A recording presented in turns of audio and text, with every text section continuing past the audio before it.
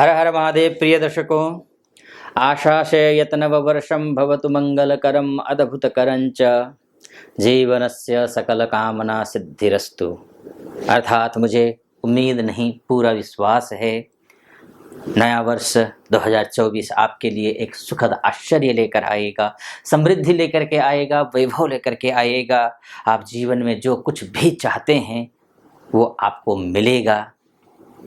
आप यशस्वी होंगे, आप लक्ष्मीवान होंगे, आप समृद्धशाली होंगे, आप कीर्तिवान होंगे, आप यशोवान होंगे, आप आरोग्यवान होंगे, आप दीर्घायु होंगे, ऐसा मुझे पूरा विश्वास है। प्रिय दर्शकों, इस वीडियो में हम चर्चा करने जा रहे हैं तुला राशि की। अर्थात तुला राशि वालों के लिए 2024 का जो वर्ष है वो कैसा रहने वाला है, क्योंकि 2023 का जो वर्ष था वो आपके लिए किसी अभिशाप से कम तो रहा नहीं, बेहद खराब रहा है, जिसको आप संभवतः आगे याद करना भी नहीं चाहेंगे। जिस वर्ष को सबसे ज़्यादा आप टूटे हैं तो फाइनेंशियली टूटे हैं, सबसे ज़्यादा आप परेशान हुए हैं तो अपनों से ही परेशान हुए हैं, सबसे ज़्यादा आप अगर परेशान हुए हैं तो आप कार्यक्षेत्र में बिजनेस न चलने की वजह से, कार्यक्षेत्र में जॉब में प्रमोशन न होने की वजह से आप परेशान रहे हैं। लोन के मार के तले, लोन के बोझ के तले आप दबे हुए थे, लेकिन आपको 2024 के लिए चिंता करने को किसने कहा है? क्योंकि 2024 का जो वर्ष है आपके लिए बेहद सुखद है। बल्कि यहाँ तक कहा जा सकता है कि जिंदगी की असली कहानी तो 2024 से शुरू होती है। निश्चिंत रहें।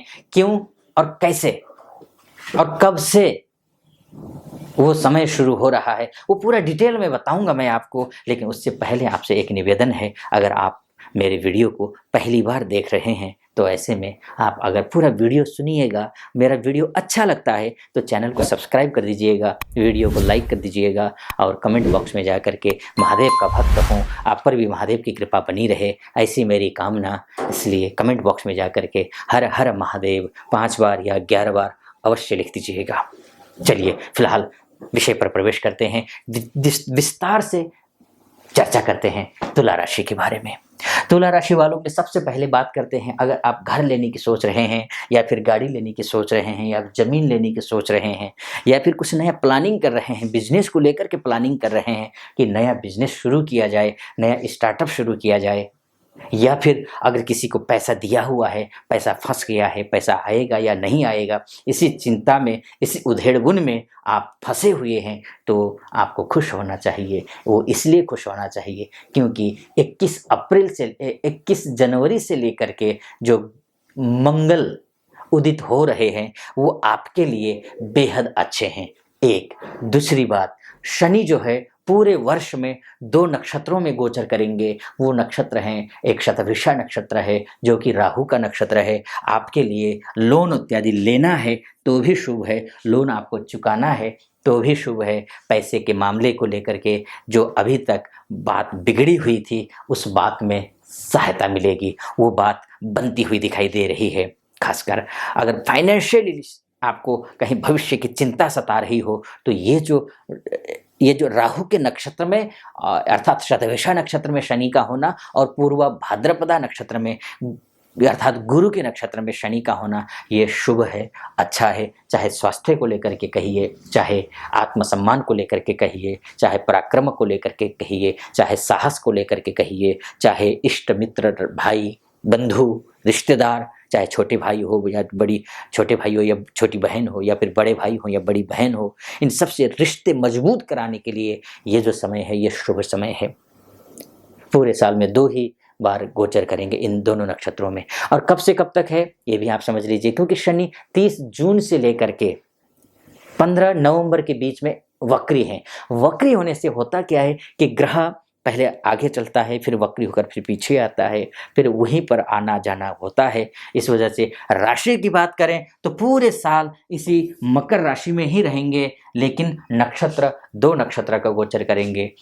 वर्ष के शुरुआत से लेकर के 5 अप्रैल तक शतभिषा नक्षत्र में रहेंगे, जो कि मैंने आपसे कहा फाइनेंशियली आपको स्ट्रॉन्ग करेगा। पूर्व भाद्रपदा नक्षत्र में 5 अप्रैल से लेकर के 5 अक्टूबर तक रहेंगे, जो कि आपके रिश्तों को मजबूत करेगा, आपके दाम्पत्य जीवन को मजबूत करेगा। विवाह नहीं हो रहा हो तो विवाह करवाएगा। लेकिन हाँ, कुछ समस्या 1 महीने की समस्या है, वो 1 महीना मैं आपको बाद में बताऊंगा वो कौन सा महीना है जिसमें आपको अधिक सावधानी बरतनी है, चाहे विवाह के लिए हो, चाहे बिजनेस को लेकर के हो, चाहे जॉब को लेकर के हो, चाहे स्वास्थ्य को लेकर के हो, चाहे आपस में रिश्तेदारी में, नाते रिश्तेदारों में हो। इन सब को लेकर के 1 महीने में ध्यान रखना है, वो महीना आपको मैं बताऊंगा। लेकिन हाँ, सतर्कता रहने के लिए ये वर्ष ज़रूर कहता है।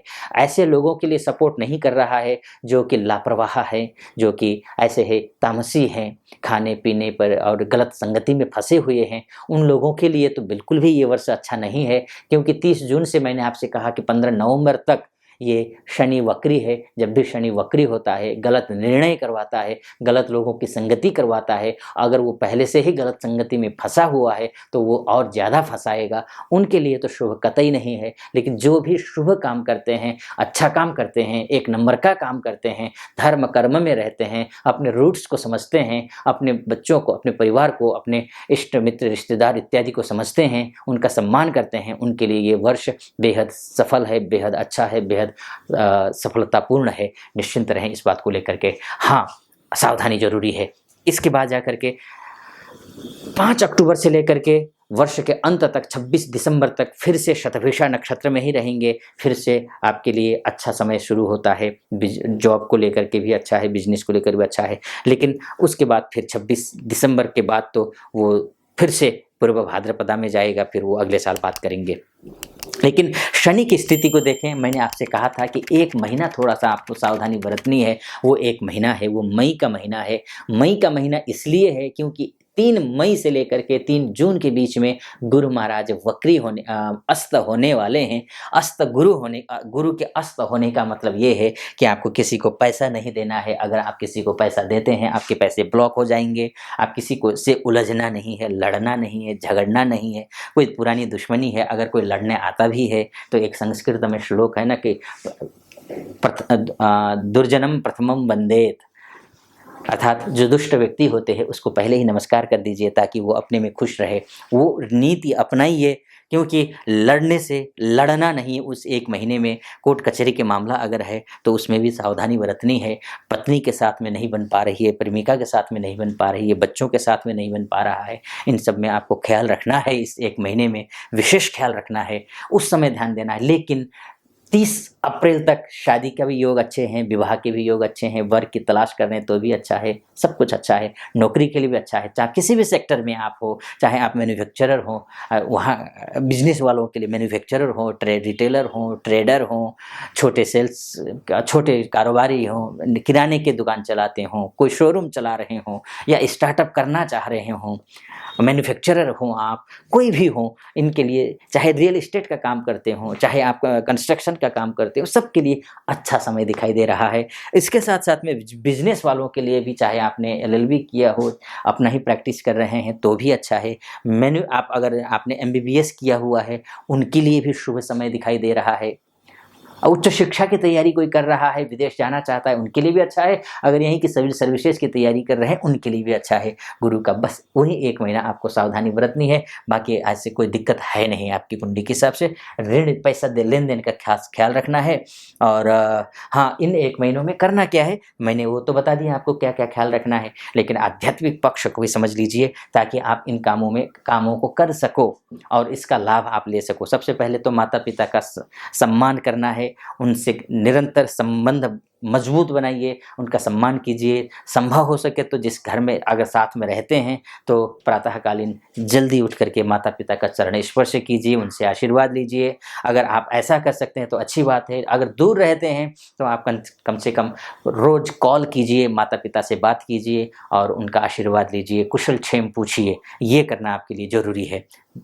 तीसरी बात, अगर आप किसी अनाथालय में विद्यार्थियों के लिए या फिर पुस्तकालय में किताबें दान कर सकते हैं, बुक्स दान कर सकते हैं तो ये भी अच्छा है। किसी अनाथालय में है, कोई बच्चे हैं, अगर कोई वो बच्चे के उस स्थिति के हिसाब से, कोई छोटा बच्चा है पहले फर्स्ट क्लास में पढ़ रहा है, शिशु में है, ऐसे बच्चों को या फिफ्थ में पढ़ रहा है, तो उसके पढ़ाई के हिसाब से उसकी ज़रूरतमंद किताबें आप उसको दान कर दीजिए। एक दूसरा, पुस्तकालय में भी आप दान कर सकते हैं। तीसरा, आप किसी गुरुकुल में, आश्रमों में आप जो विद्यार्थी रहते हैं वहाँ वहाँ पर आप उस आश्रम में आप दाल दान कीजिए, चने की दाल दान करिए, अरहर की दाल दान कीजिए।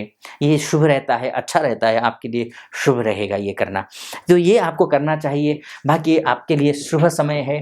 पूरे समय में गुरु जो है, गुरु की भी मैं जहाँ तक बात कर लूँ, खासकर पैसे को लेकर के और रिश्तों को मजबूत करने को लेकर के यहाँ पर गुरु को मैं देखूंगा। और ऋण से उऋण होने के लिए गुरु आपके लिए शानदार समय में है, क्योंकि वर्ष की शुरुआत से लेकर के 16 अप्रैल तक भरणी नक्षत्र में है। भरणी नक्षत्र में होने का मतलब ये है कि स्वास्थ्य भी ठीक रखेगा, आपके मेंटल स्ट्रेस को भी कम रखेगा, 16 अप्रैल तक ठीक रखेगा। ध्यान रखिएगा, यहाँ पर शनि के हिसाब से मैंने अलग बताया है, गुरु के हिसाब से मैं अलग बता रहा हूँ यहाँ पर। अब यहाँ कंफ्यूज आप मत होना कि इस टाइम तो ये बताए थे, इस टाइम मैं एक ही महीने को ध्यान रखना है। एक बार मई के महीने में आपको ध्यान रखना है, अन्यथा 21 जनवरी से लेकर के 30 अप्रैल तक का जो समय है वो शुभ है आपके लिए। चाहे गुरु के दृष्टिकोण से भी कहिए, चाहे शनि के दृष्टिकोण से भी, चाहे मंगल के दृष्टिकोण से भी, चाहे व्यापारी हो आप तब भी, चाहे आप नौकरी करते हो तब भी, चाहे आप दाम्पत्य जीवन में बंधना चाह रहे हैं तब भी, हर एक दृष्टिकोण से ये जो समय है 21 जनवरी से 30 अप्रैल के बीच का समय अच्छा है। मई का महीना छोड़ दीजिए, फिर 3 जून से लेकर के शुभ समय शुरू होता है। फिर से 3 जून से लेकर के जो भी आपके रुके हुए पैसे हैं वो भी मिलेंगे। आप पढ़ाई लिखाई करते हैं उसमें भी आप तैयारी अच्छी सफलता मिलेगी आपको। और उसके साथ साथ में लेकिन हाँ, आपकी राशि, आपके सप्तमेश जो है वो शुक्र, आपका सप्तम मंगल है। मंगल जो है 20 अक्टूबर से नीच का होगा, तो थोड़ा ध्यान रखना होगा आपको उस दौरान। हनुमान जी की पूजा पाठ इत्यादि आपको करना होगा, वो करते रहें आप। हनुमान जी की पूजा करने में बिल्कुल भी पीछे ना हटें। एक दूसरी बात यह है कि शुक्र की पूजा करने में भी आपको पीछे नहीं हटना है। शुक्र की पूजा अर्थात माँ भगवती की उपासना आपको करनी है। दूसरी बात, तीसरी बात जो है, आपको बुध की पूजा करना है, क्योंकि बुध आपका जो है ना वो भाग्येश है। बुध का मजबूत होना बहुत जरूरी होता है, तो बुध की पूजा करनी है आपको, 3 की पूजा करनी है। बाकी कुंडली आपकी बहुत ये जो वर्ष है वो पिछले वर्ष की अपेक्षा बहुत अच्छा है, बहुत शुभ है, बहुत कुछ होने वाला है इस वर्ष में। आप बहुत अच्छा करने वाले हैं, चाहे कोई भी हो आप, विद्यार्थी वर्ग हों या फिर नवदंपति हों या फिर दंपति हों या फिर बिजनेसमैन हो, चाहे कुछ भी कोई भी हो, सबके लिए अच्छा है, शुभ समय है। मेरी तरफ से भी 2024 की बहुत बहुत शुभकामनाएं आपको। हाँ, एक बात जरूर मैं कहना चाहूँगा कि ये जो कुंडली है वो मोटा मोटी तौर पर है। ये जरूरी नहीं है कि जो है ना जो मैंने कहा है वो 100% सटीक आप पर बैठे, क्योंकि ये जो है आपकी जैसे तुला राशि के जैसे इस धरती में 72-72 करोड़ लोग हैं, तो सबके साथ एक ही जैसी घटना घटेगी ये तो बिल्कुल संभव नहीं है। लेकिन हाँ, कि अगर आपकी लग्न कुंडली में थोड़े बहुत भी ग्रहों की स्थिति अच्छी है, लग्न कुंडली में, यानी कि date of birth, time of birth और प्लेस ऑफ बर्थ के हिसाब से जो आपकी कुंडली बनती है, उस कुंडली में अगर थोड़े बहुत भी भाग्येश यानी कि बुध की स्थिति अच्छी है, आपकी कर्मेश की स्थिति अच्छी है, शुक्र की स्थिति अच्छी है, तो जो मैंने फलादेश किया है वो 100% आप पर सटीक बैठेगा। अन्यथा हो सकता है कि न भी बैठे, क्योंकि अगर भाग्य ही अगर मृत अवस्था में हो तो ये तो थोड़ा ग्रहों का मूवमेंट हुआ है कि ये ग्रह इस राशि में, इस नक्षत्र में जाएगा तो ये फल देगा, ये मैं फलादेश कर रहा हूँ। लेकिन आपकी कुंडली आपका डीएनए होती है, तो वास्तव में 1 सेकेंड, 5 सेकेंड, 7 सेकेंड से भी अगर व्यक्ति का अलग अलग जन्म होता है तो उसके पूरा भाग्य बदल जाता है, उसके नवांश बदल जाता है, उसका त्रिंशांश बदल जाता है, उसका चतुर्थांश बदल जाता है, उसका दशांश बदल जाता है, अंतरदशा प्रत्यंतर दशा सब कुछ बदल जाता है। संधि काल में लग्न हो तो उसके बाद पूरी लग्न कुंडली बदल जाती है। तो ऐसी स्थिति में तो ये कहना कि बिल्कुल मैंने जो बोला है वही सत्य है, तो ये तो संभव नहीं है। अगर ऐसी स्थिति में है तो आप कई महीनों से आप देख रहे हैं कि आप फलादेश आचार्यों का सुन रहे हैं लेकिन सटीक नहीं बैठ पा रहा है आपके साथ में, तो मेरा निवेदन है कि आसपास में कोई अच्छे योग्य आचार्य होंगे, उन आचार्यों से आप अपने कुंडली का परामर्श करवा लीजिए और पूछिए कि आपके भाग्येश दशमांश में कहाँ है, दशांश कुंडली में कहाँ है, आपका कर्मेश दशमांश कुंडली में कहाँ है, आपका भाग्येश त्रिंशांश कुंडली में कहाँ है, चतुर्थांश कुंडली में कहाँ है, क्योंकि उनके ग्रहों के डीप जाकर के देखना जरूरी होता है। अगर आप इस प्रकार से अपने गहराई में जाकर के कुंडली दिखाना भी चाहते हैं तो नीचे नंबर होगा, उस नंबर पर भी आप कॉल कर सकते हैं। चाहे तो आप मुझसे बात करने के लिए उस नंबर पे कॉल कीजिए और हमारे प्रतिनिधि से आप बात कर लीजिए, और मुझसे बात करने के लिए निर्धारित समय तिथि फिक्स कीजिए और उस तिथि पर, उस समय पर मैं आपसे बात करूँगा और आपकी कुंडली का विस्तार से विश्लेषण करूँगा। और ये तो है, या फिर ये दोनों ही करने की स्थिति में आप नहीं हैं, तब उस स्थिति में मेरा करबद्ध प्रार्थना है आपसे, अगर आप वीडियोज़ फ़ॉलो करते हैं लेकिन नहीं हो पा रहा है, सटीक नहीं बैठ रहा है, आपको ऐसा लग रहा है, क्योंकि मैं तो चूँकि ये नया चैनल है, बहुत पुराना चैनल नहीं है, लेकिन कइयों का एक शिकायत होती है कि हमें 4 साल से 5 साल से देख रहे हैं लेकिन सटीक बैठता नहीं है। तो ऐसी स्थिति में मेरा निवेदन है कि आप शुक्र की पूजा ज़रूर कीजिएगा। शुक्र की पूजा कहने का तात्पर्य है कि छोटी-छोटी जो 8-9 साल की बच्चियाँ होती हैं, जन्म से लेकर के उनका जो है, उनको खीर खिलाइए, उनको कपड़े दान कीजिए, उनके लिए जो है ना सफ़ेद कपड़े दान कीजिए, जैसे स्कर्ट हुआ, हेडबिन हुआ, रिबन हुआ, सफ़ेद, ये दान कर सकते हैं आप, ये शुभ रहेगा। उसके साथ-साथ में गणेश जी की पूजा कीजिए, गणेश अथर्वशीर्ष का पाठ कीजिए, तो ऐसा करेंगे तो निश्चित रूप से आपको अच्छा लाभ मिलेगा। फिलहाल इस वीडियो को मैं लंबा नहीं करता हूँ, यहीं पर इस वीडियो को समाप्त करता हूँ। कैसा लगा आपको वीडियो? अच्छा लगा हो तो मेरा निवेदन है कि सब्सक्राइब कर दीजिएगा, अच्छा लगा हो तो सब्सक्राइब कर दीजिएगा, वीडियो को लाइक कर दीजिएगा और कमेंट बॉक्स में जाकर के महादेव का नाम हर हर महादेव 5 बार या 11 बार अवश्य लिख दीजिएगा। फिलहाल अनुमति दीजिए। ओम नमः शिवाय, हर हर महादेव।